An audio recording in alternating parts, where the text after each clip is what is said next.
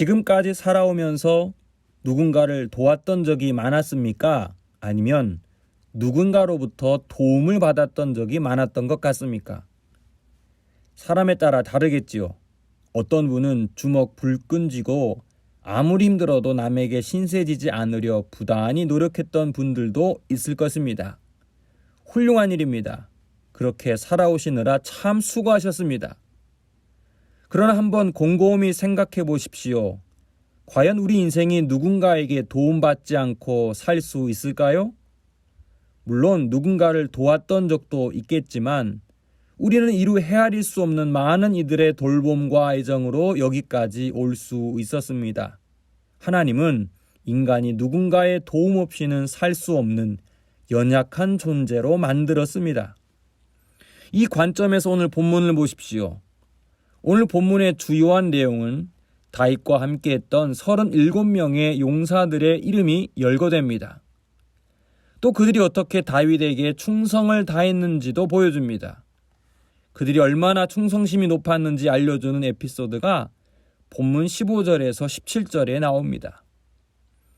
다윗이 서원하여 이르되 베들레헴 성문 곁 우물물을 누가 내게 마시게 할까 하며 세 용사가 블레셋 사람의 진영을 돌파하고 지나가서 베들레헴 성문 곁 우물물을 길어가지고 다윗에게로 왔으나 다윗이 마시기를 기뻐하지 아니하고 그 물을 여호와께 부어드리며 이르되 여호와여 내가 나를 위하여 결단코 이런 일을 하지 아니하리이다. 이는 목숨을 걸고 갔던 사람들의 피가 아니니까 하고 마시기를 즐겨하지 아니하니라. 세 용사가 이런 일을 행하였더라. 정확히 언제인지 알 수 없지만 다윗과 그의 용사들이 블레셋과 한참 전투를 벌이고 있었습니다. 다윗이 무심코 뱉은 말 한마디, 베들레헴의 우물물을 먹고 싶다는 말에 세 용사들이 목숨을 걸고 적진으로 뛰어 들어갑니다. 그리고 베들레헴 성문 곁 우물물을 길어옵니다. 그것은 다윗의 명령이 아니었습니다. 베들레헴이 고향이었던 다윗이 전투 중에 옛 향수가 나는지 무심코 뱉은 말에 세 용사들이 목숨을 걸었던 것이지요. 어찌 보면 부하들의 과도한 충성 경쟁으로 보입니다. 그러나 이들의 행동은 왕의 인정을 받고 출세하기 위한 의도가 아니었습니다.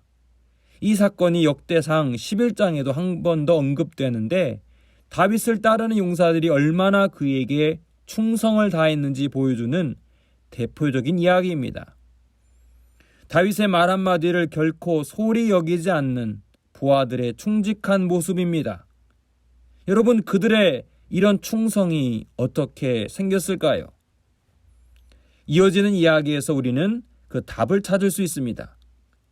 다윗은 용사들이 목숨 걸고 가져온 피 같은 물을 마시지 않습니다. 그리고 하나님 앞에 그 귀한 물을 전제로 바치며 자신의 경솔함을 뉘우칩니다. 존경받는 리더는 자신의 목표를 위해 동료들을 소모품으로 여기지 않습니다. 사람들을 수단화하지도 않습니다.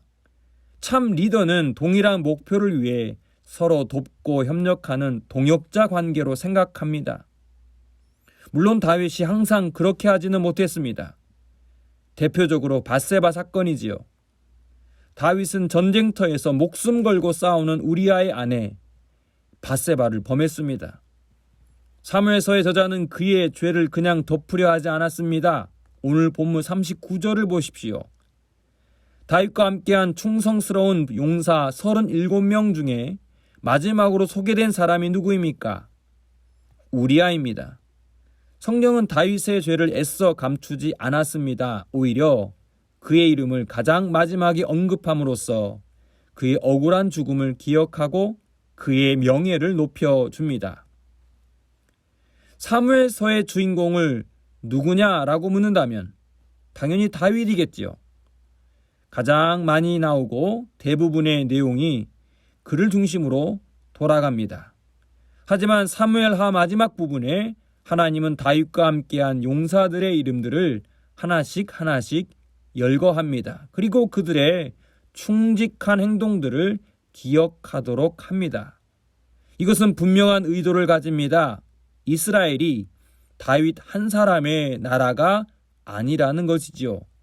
다윗 한 사람의 신앙과 용맹함으로 세워진 게 아니라 그와 함께 했던 수많은 사람들, 그를 도왔던 용사들, 그들 모두가 피땀 흘려 세운 나라입니다. 더 나아가 진정한 왕이신 하나님의 나라임을 보여줍니다. 우리 교회가 여기까지 오게 된 것도 마찬가지입니다.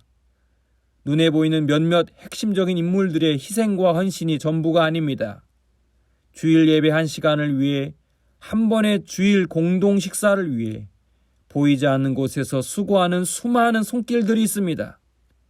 굳은 날씨에도 주차 봉사를 하시는 분들, 한증막 같은 부엌에서 음식을 만들고 설거지를 하는 분들, 방송실에서 긴장하며 영상을 송출하는 분들, 청소하며 예배를 준비하는 분들, 생계가 힘들어도 최선을 다해 헌금을 하시는 분들, 보이지 않지만 많은 분들의 섬김과 헌신으로 청파동교회라는 신앙 공동체가 세워지고 있습니다.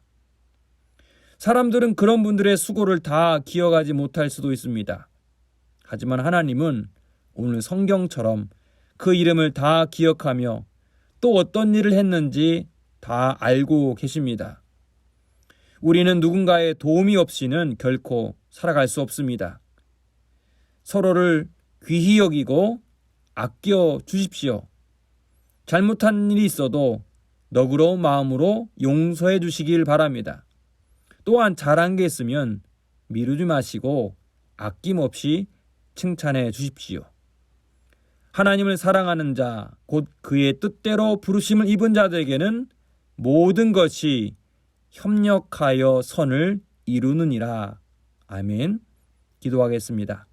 하나님, 오늘 하루도 서로를 귀히 여기고 협력하는 복된 날 되게 하옵소서. 예수님의 이름으로 기도합니다. 아멘.